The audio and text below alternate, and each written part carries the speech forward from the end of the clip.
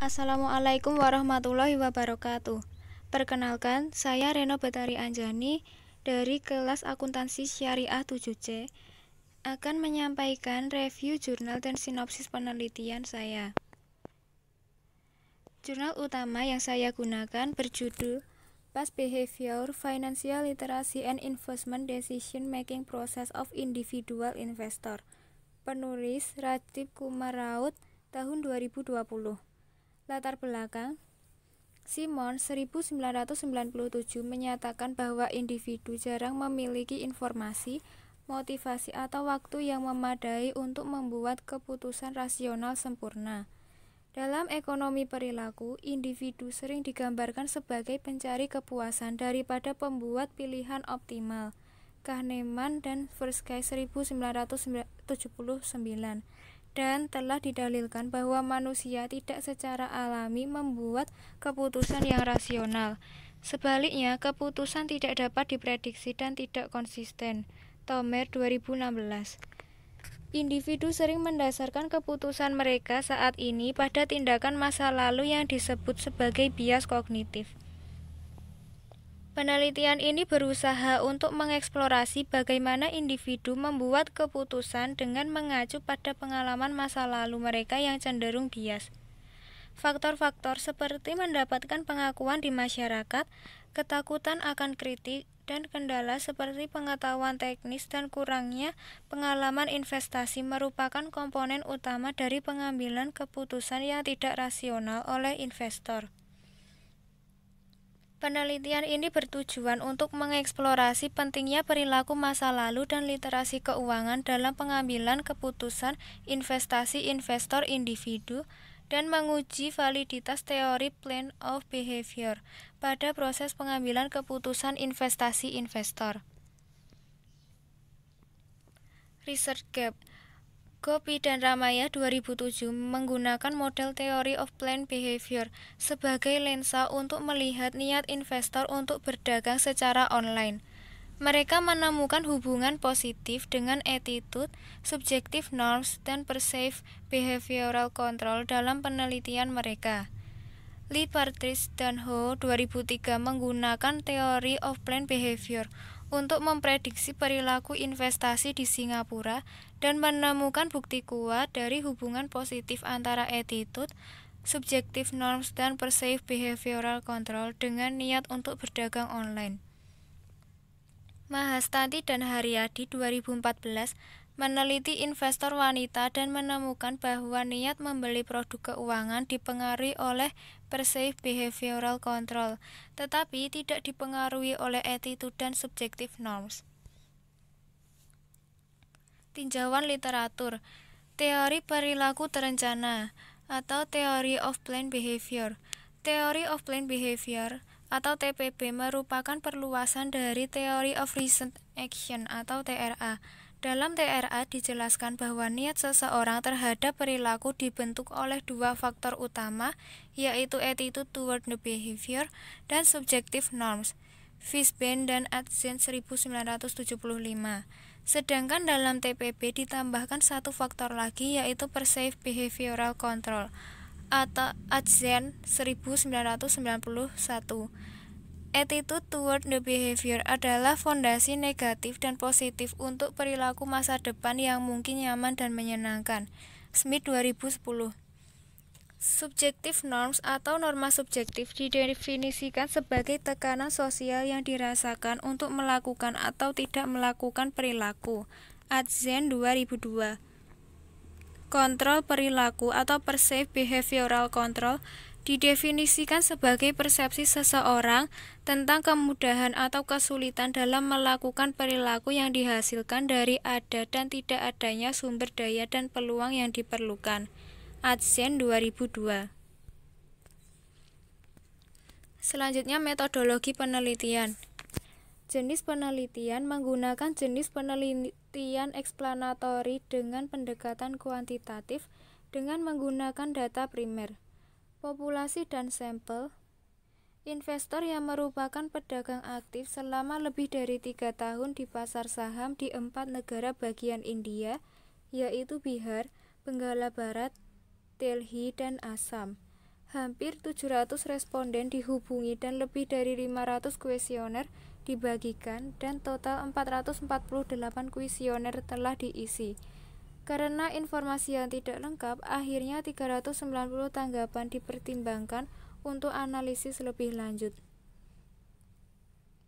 Teknik pengambilan sampel menggunakan teknik convenience sampling dilanjutkan dengan metode snowball sampling.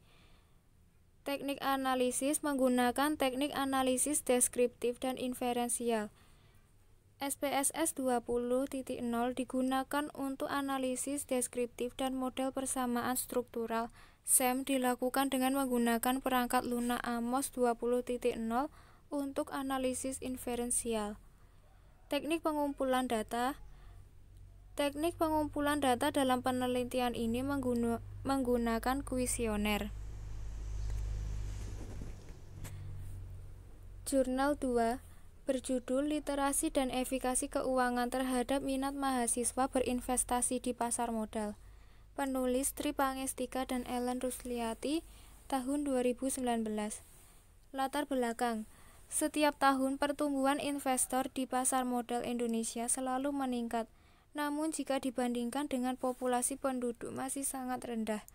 Rendahnya minat mahasiswa ini disebabkan karena rendahnya pemahaman dan pengetahuan masyarakat mengenai investasi di pasar modal.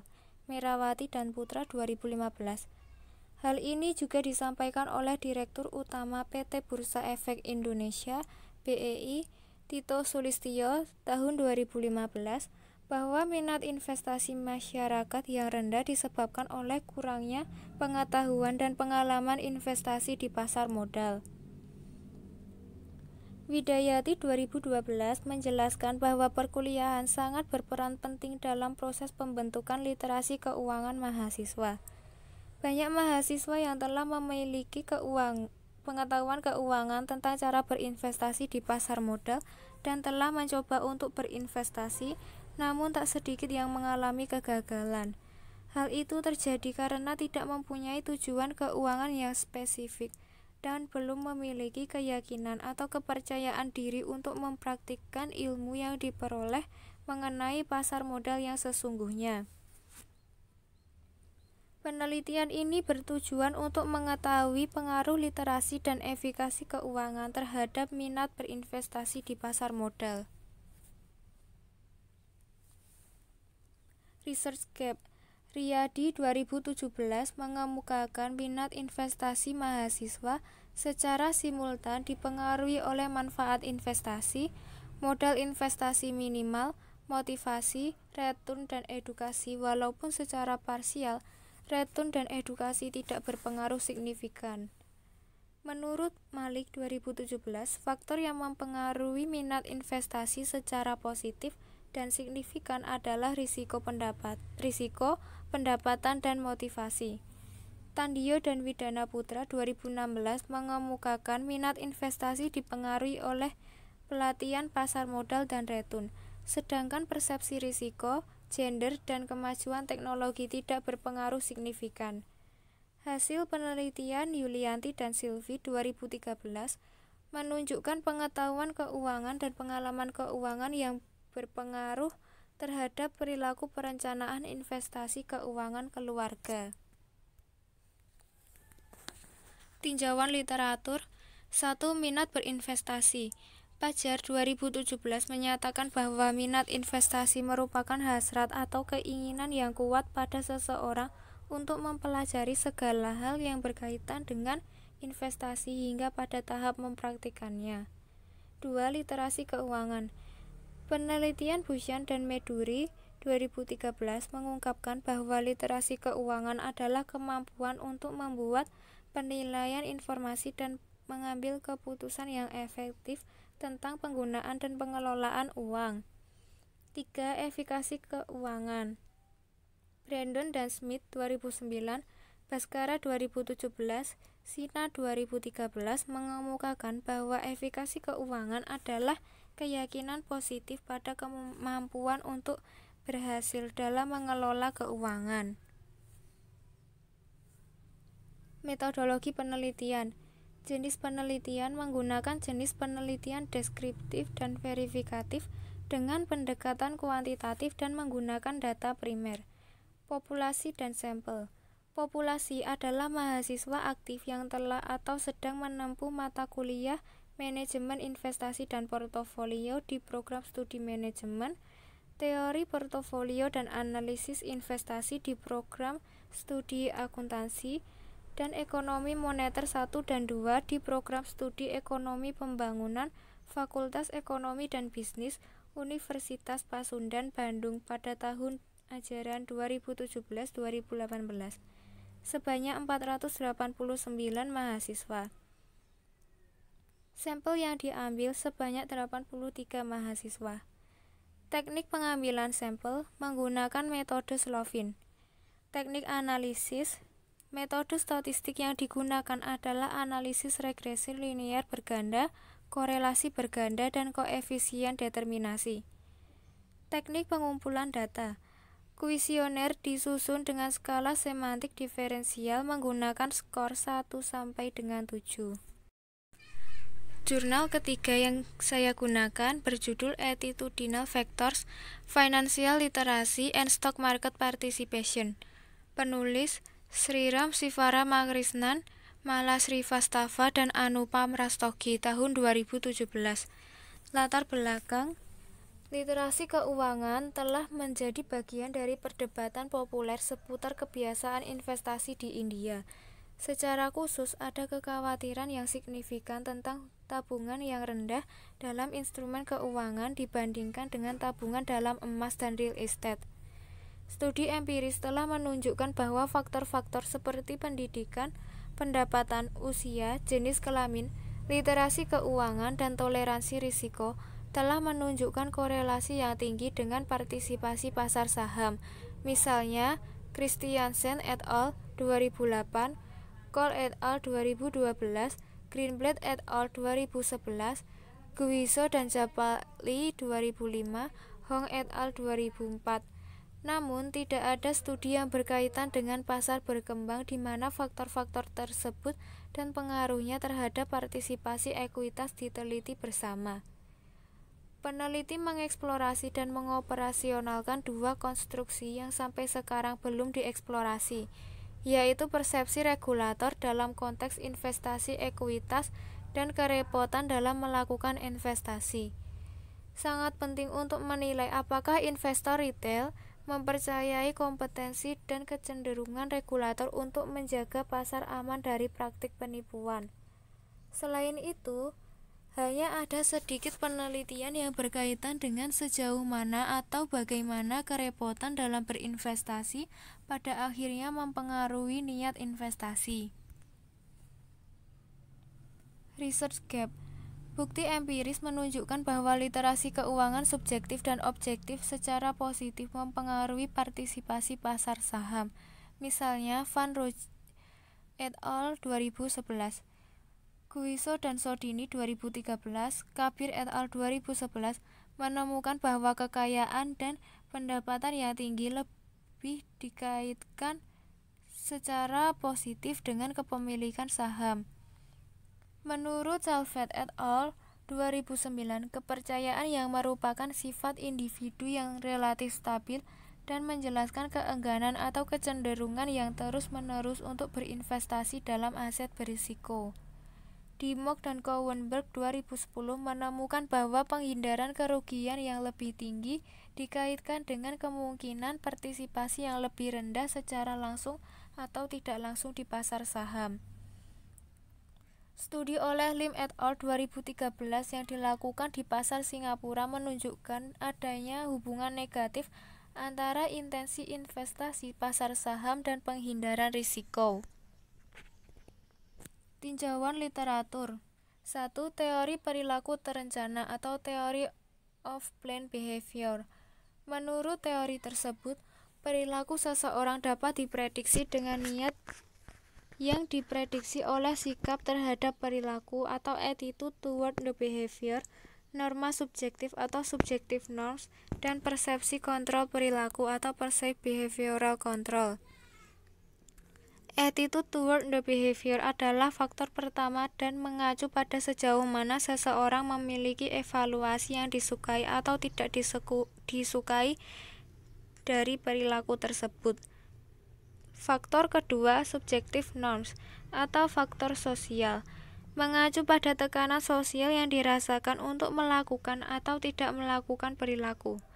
Faktor ketiga, perceived behavioral control, mengacu pada sense of self-efficacy atau kemampuan untuk melakukan perilaku yang diinginkan.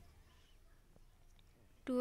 Teori sosialisasi konsumen atau consumer socialization theory. Teori perilaku terencana juga dapat dikaitkan dengan teori sosialisasi konsumen yang memprediksi bahwa komunikasi antar konsumen mempengaruhi sikap kognitif, afektif, dan perilaku mereka.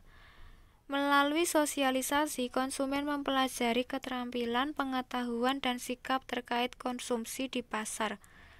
Kerangka sosialisasi yang diterapkan secara luas menggambarkan proses pembelajaran konsumen dan bagaimana orang melakukan peran mereka sebagai konsumen dalam masyarakat. Misalnya, Churchill, Jr. dan Moschis 1979, De Gregorio dan Sung 2010, Moschis dan Churchill, Jr. 1978. Perilaku atau sikap konsumen cenderung dihasilkan dari pembelajaran yang diperoleh melalui interaksi antara konsumen dan agen sosial.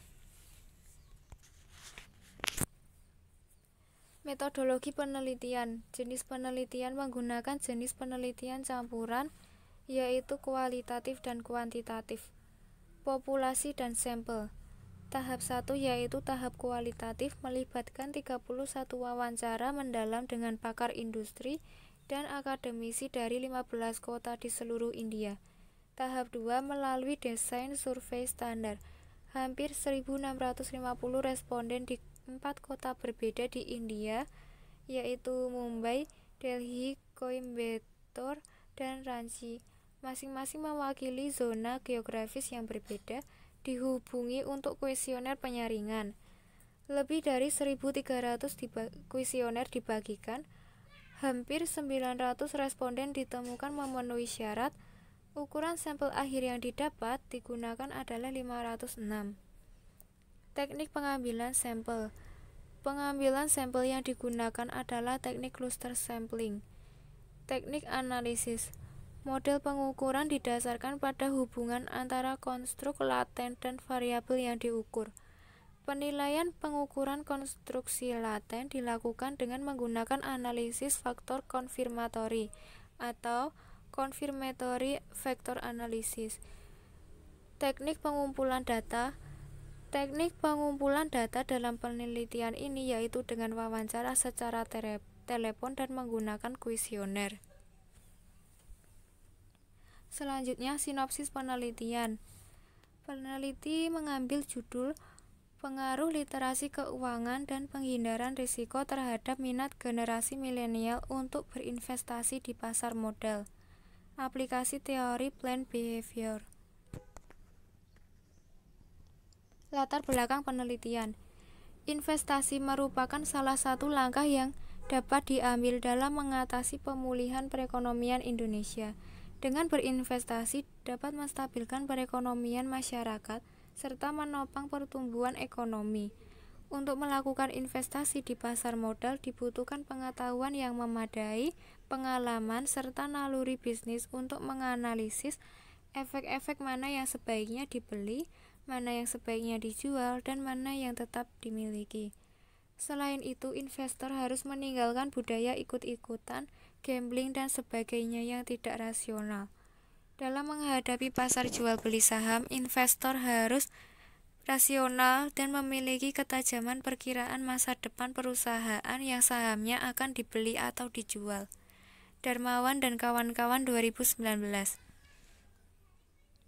Dalam berinvestasi mengandung unsur ketidakpastian atau risiko. Investor tidak mengetahui dengan pasti hasil dari investasi yang dilakukannya, sehingga investor harus mempertimbangkan risiko sebelum memutuskan untuk berinvestasi. Dimok dan Cowenberg 2010 menemukan bahwa penghindaran kerugian yang lebih tinggi dikaitkan dengan kemungkinan partisipasi yang lebih rendah secara langsung atau tidak langsung di pasar saham. Pemahaman yang baik tentang investasi dapat mempengaruhi minat mahasiswa untuk berinvestasi. Sehingga ketika mahasiswa paham mengenai investasi dan mengetahui risiko-risiko berinvestasi, maka akan berpengaruh pada minat investasi mahasiswa di pasar modal. Kusmawati 2011. Namun realitanya mayoritas mahasiswa melakukan investasi hanya karena ikut-ikutan atau diwajibkan berinvestasi oleh pihak kampus saja, bukan sepenuhnya karena minat dari diri sendiri. Berdasarkan pemaparan di atas, penelitian ini menginvestigasi respon dari para investor muda yang berstatus mahasiswa dan menjadi faktor unik karena keterbatasan literasi keuangan mereka yang mana dalam berinvestasi mereka masih menerapkan budaya ikut-ikutan, gambling, dan keputusan yang tidak rasional. Research Gap. Dalam penelitian Lucky 2016, variabel sikap berpengaruh signifikan terhadap minat berinvestasi di pasar modal. Sementara norma subjektif dan perceived behavioral control belum berpengaruh terhadap minat berinvestasi di pasar modal. Raut 2020 menunjukkan hasil bahwa attitude toward the behavior, subjective norms, dan perceived behavioral control berpengaruh signifikan terhadap niat berinvestasi di pasar modal. Sedangkan variabel financial literasi yang dimediasi oleh variabel attitude toward the behavior dan perceived behavioral control berpengaruh signifikan terhadap niat berinvestasi di pasar modal. Taufiko dan kawan-kawan 2019 menunjukkan bahwa norma subjektif, motivasi investasi, persepsi return berpengaruh signifikan terhadap minat berinvestasi di pasar modal, sedangkan pengetahuan investasi dan literasi keuangan tidak berpengaruh signifikan terhadap minat investasi saham pada pasar modal. Masrurun 2015 menunjukkan bahwa norma subjektif tidak berpengaruh terhadap minat pemilihan saham. Aryani 2015 menyatakan bahwa literasi keuangan tidak berpengaruh secara signifikan terhadap keputusan investasi. Penelitian Pangestika dan Rusliati 2019 menunjukkan hasil bahwa literasi keuangan dan efikasi keuangan berpengaruh signifikan terhadap minat mahasiswa berinvestasi di pasar modal. Dalam penelitian Sivaramakrishnan et al. 2017 yang dilakukan di India menunjukkan adanya hubungan negatif antara niat investasi pasar saham dan penghindaran risiko. Rumusan masalah. 1. Apakah attitude berpengaruh positif pada minat generasi milenial untuk berinvestasi di pasar modal? 2. Apakah norma subjektif berpengaruh positif pada minat generasi milenial untuk berinvestasi di pasar modal? 3. Apakah kontrol perilaku berpengaruh positif pada minat generasi milenial untuk berinvestasi di pasar modal? 4. Apakah literasi keuangan berpengaruh positif pada minat generasi milenial untuk berinvestasi di pasar modal? 5. Apakah penghindaran risiko berpengaruh negatif pada minat generasi milenial untuk berinvestasi di pasar modal? Metodologi penelitian. Jenis penelitian. Jenis penelitian yang digunakan adalah jenis penelitian kuantitatif dengan menggunakan data primer. Jumlah populasi dan sampel. Jumlah populasi penelitian yaitu seluruh mahasiswa Fakultas Ekonomi dan Bisnis di Universitas Sesoloraya. Sampel yang digunakan yaitu mahasiswa yang telah atau sedang mengikuti mata kuliah teori portofolio dan analisis investasi maupun pasar modal, yaitu mahasiswa semester 5 dan 7. Teknik pengambilan sampel. Teknik pengambilan sampel yang digunakan adalah purposive sampling. Purposive sampling adalah teknik penentuan sampel dengan pertimbangan tertentu. Sugiono 2017. Penelitian ini mengambil sampel dengan kriteria sebagai berikut. 1. Universitas yang terdapat Fakultas Ekonomi dan Bisnis. 2. Universitas di Solo Raya yang memiliki galeri investasi. 3. Mahasiswa jurusan akuntansi yang telah atau sedang mengikuti mata kuliah teori portofolio dan analisis investasi maupun pasar modal, yaitu mahasiswa semester 5 dan 7. Teknik analisis. Teknik analisis yang digunakan dalam penelitian ini adalah analisis regresi linear berganda. Uji penelitian diolah dengan menggunakan perangkat lunak SPSS. Teknik pengumpulan data. Teknik pengumpulan data yang digunakan adalah kuesioner menggunakan data primer. Sekian penyampaian dari saya. Banyak kurangnya saya mohon maaf. Terima kasih atas perhatiannya. Wassalamualaikum warahmatullahi wabarakatuh.